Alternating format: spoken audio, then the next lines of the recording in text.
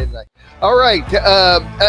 What I'm going to do is an update on the HR5 bill that has passed the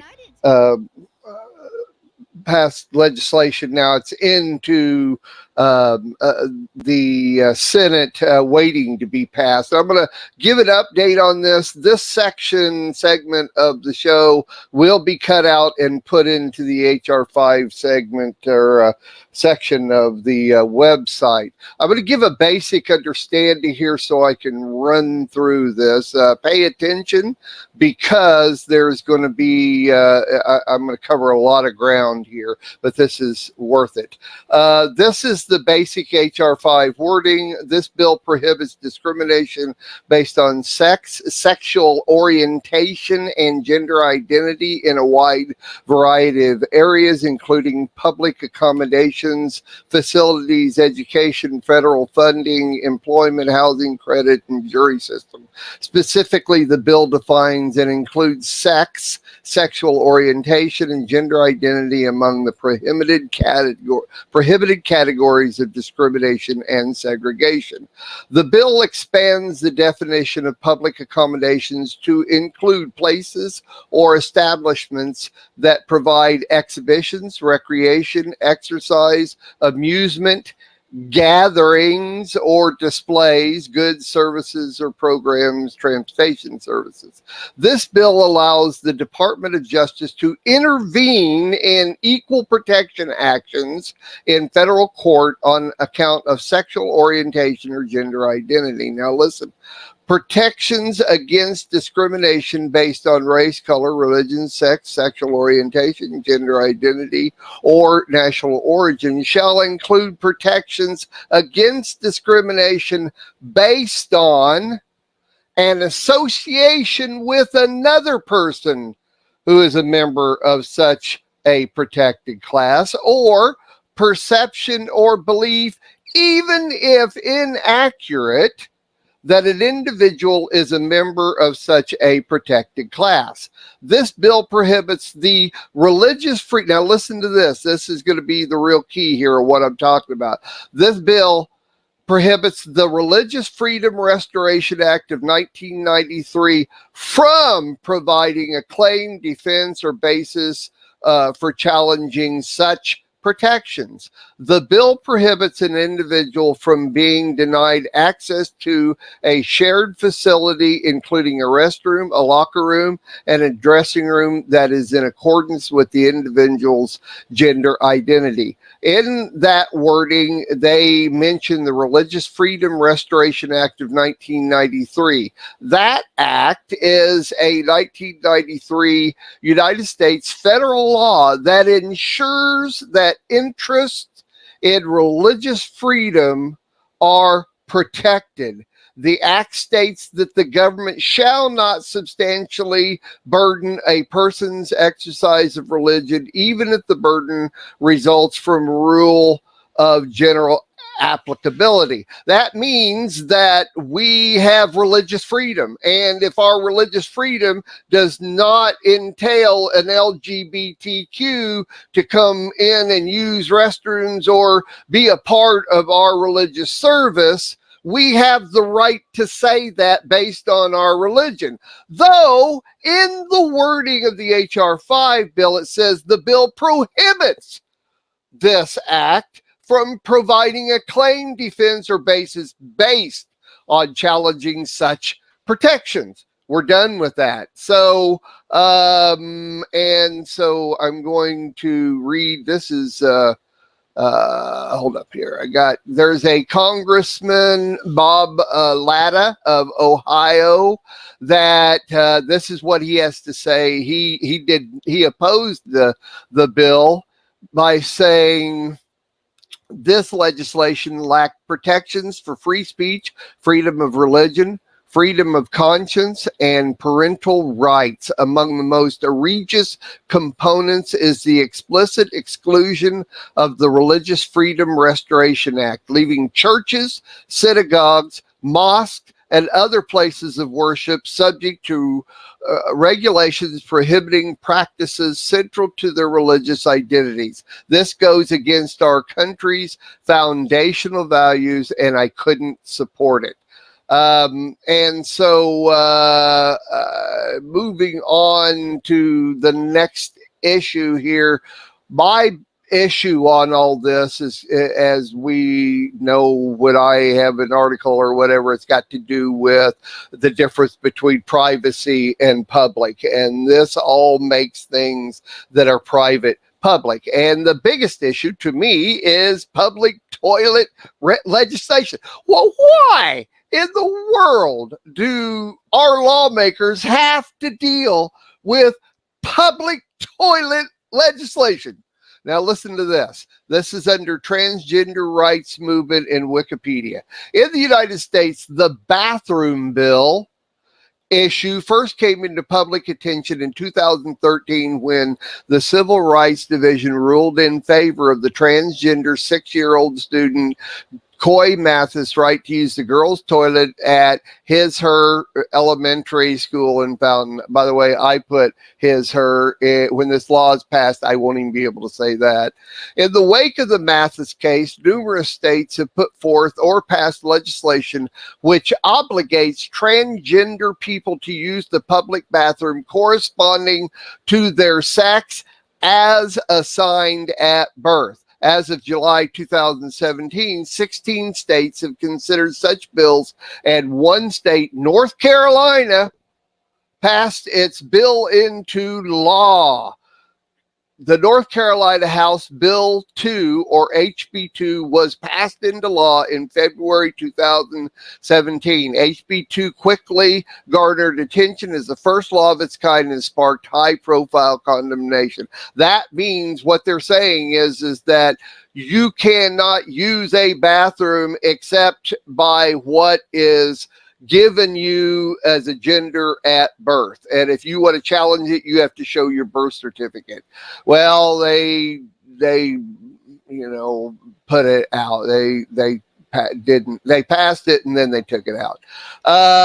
So this is the Public Facilities Privacy and Security Act, HB 2. That's what this says. The bill amended state law to preempt any anti-discrimination ordinances passed by local communities and compelled schools and public facilities containing single-gender washrooms to only allow people of the corresponding birth certificate sex to use them. The bill generated immense criticism for preventing transgender people who did not or could not alter their birth certificates from using the restroom consistent with their gender.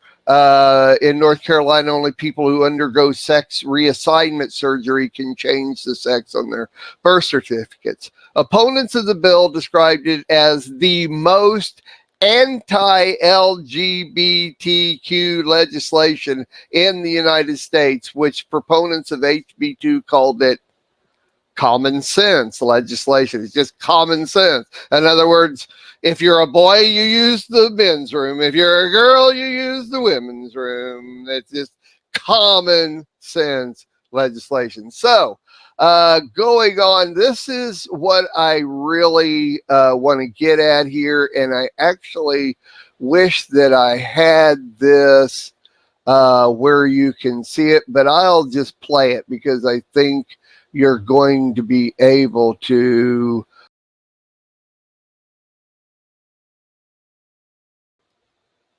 okay, I want to play. This is a lady by the name of Lindsay Shepard.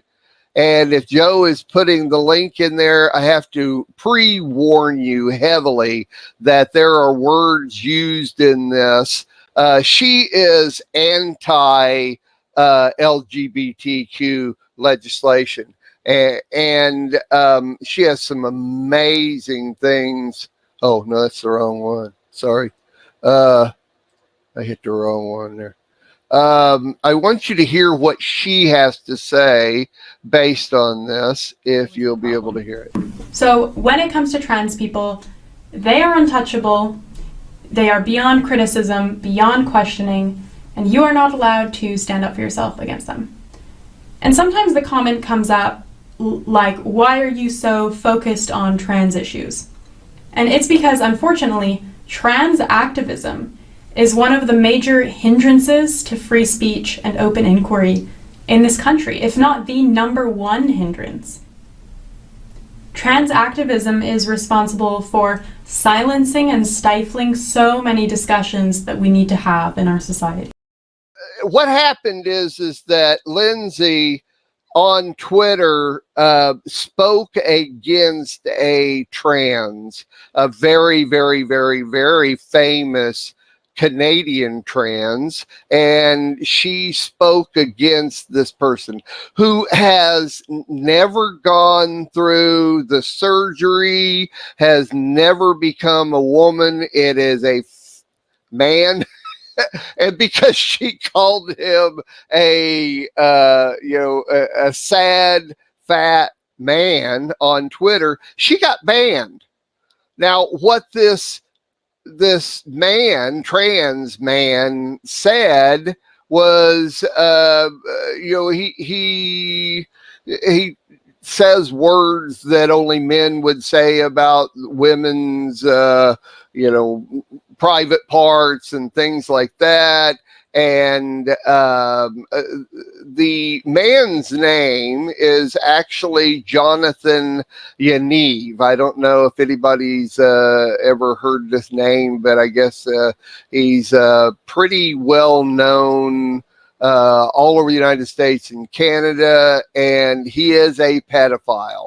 And that is the point I'm getting across today, is this man actually goes into women's bathrooms, and he waits. He knows where there's like a school meeting somewhere where there's 12 to 14-year-old girls, and he will go into the women's bathroom where these 12 to 14-year-old girls and talk to them about their period and all this stuff, and offer to help teach them about all this kind of stuff. And what my point on everything I'm trying to bring out today is, when we did the HR5 conference, we talked about pedophiles, and it's like, well, they're not a part of transgender or sexual identity. Yes,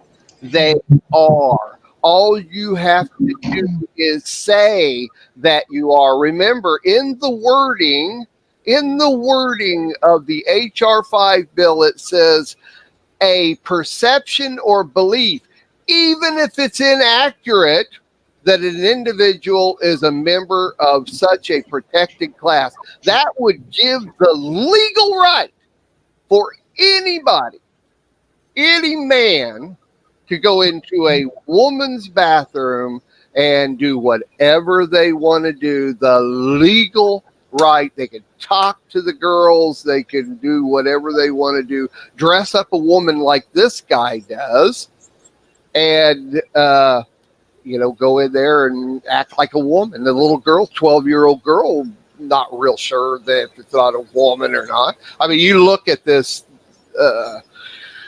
his webpage or whatever. It's a webpage that somebody else put together. It's not his webpage. That I think. Did you put that one in there, Joe? Okay. So there you go. That's my report. I'm sorry it was so long, but I'm trying to get that point across. So it's yours, Sandy. Well, I'm going to run over to Joe and let her give a couple minute comment on it and what you think.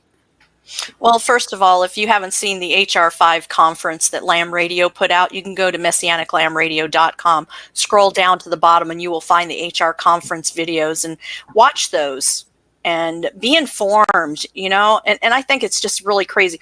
Why does a man need to go into a girl's I mean, we kind of know, but that's where you go, and you go to the bathroom.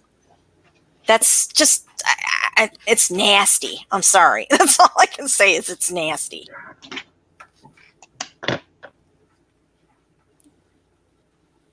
It is nasty. And it's ridiculous that legislation like this is going on. It disappointed me when it said North Carolina passed something to help protect, and then they rescinded it. That bothers me. Come on, states, let's get it right. Yeah, you are what you're born with, but unfortunately now some places are making it illegal to assign birth at birth, or to assign sex at birth. So then that opens a whole nother can of worms. Sherry. Well, the word says that when we continue to reject God, we'll be given strong delusion. Oh. This is strong delusion. When you can't figure out which one is a girl and which one is a boy, that's strong delusion. I mean, the word is true. And it's like, are people nuts? Are they nuts? Well, you know? It's demonic. My son Daniel, one quick thing. Daniel had a really good point several months back when this all started happening. He said, Mom, people that really identify as a woman, like say a man identifies, he said, they're already quietly going into the women's bathroom and going there. You don't know about them. They're not in there doing what this guy's doing. You know, I can't say what I really like to say. No, I don't think, I do not even want to go to a public facility right now. I have no desire. If I can avoid it at all costs, I will, because it's just sick. And the only way, we've got to pray, but come on, people, we've got to raise our voice. And the reason the trans community, the LGBTQ community, is that they get their way because they're so loud, they're so vocal, they push their way, and we need to stand up too. And we need to pray. We need to have our armor on. We need to let our opinion be known. Man, unfortunately, they don't want our opinion to be known, because then they say it's hate speech. But yeah, protect our children. Don't let your child go into the bathroom alone. In 19, I'm not going to say what, we were in Disneyland, and my brother went into the bathroom, and he was kind of cornered by a homosexual man, and my dad had to run into the bathroom because he heard my brother screaming, Dad, help me. And my dad got escorted off of Disneyland's premises because the guy. Why would your dad be escorted off? It should have been the perpetrator. Exactly, but my dad the guy was pretty broken up, if you catch what I mean. So yeah, protect your kids, because our kids are our treasure, and this is affecting us as adults, but it's affecting the children, and we need to protect our children. It affects everything. I remember even back in the 70s, there's been evil that was rooted even back then. I remember that there's a Wonderland Park is here in Amarillo, Texas. It's a big amusement park. Six Flags now owns it. But one of the things when I was a kid, my mom wouldn't let any of us go to the bathroom, my brother, my sister, myself, on our own, because a young boy, a man attacked him and cut his business off right there in the bathrooms there at Wonderland Park. We need to protect our kids. Well, I think what scares me, and this is the biggest issue, if I don't do anything else for the rest of my life, it is making known to the churches and synagogues, like that one congressman said, it actually takes away your rights, Sandy. As a leader of a Messianic synagogue, congregation, church, the bill literally takes away your right. It does. And then what do you do? Even if you're in your home, I will tell you, they will try to reach as far as that. Yep. Yeah. Oh, yeah. Oh, yeah. Eventually, there's 29% chance this is going to go through the Senate. But they've done this so many times that what they'll start doing is breaking it up into sections and passing the bill as different sections. And they'll get it all passed eventually. I mean, I'm not confessing that. I'm against that, But anyway, there you go. I hope this was a good update for everybody.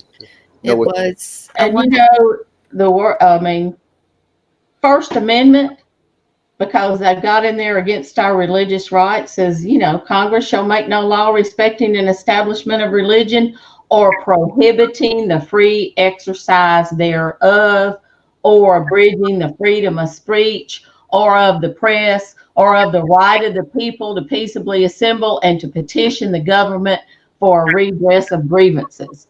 Now, if they got it passed and we have just judges on the Supreme Court, they should overturn that law. That's true, but when you put people that believe in a living, growing Constitution that on the Supreme Court and all the other levels of court, then they redefine or make null and void our That's right. original documents. Mm-hmm. We lost Joe. We lost Joe. Well, I want to thank you so much, Mark. This is something people need to be mindful of. And if you haven't heard anything, do go to the Messianic Lamb Radio website, listen up, catch up, listen to the conference, find out the truth, and then use your voice. I want to thank you so much for bringing that out. And it's something we could probably discuss for the next hour. We did that, didn't we? But you're right. It's infringing on your rights. Come on, people, wake up.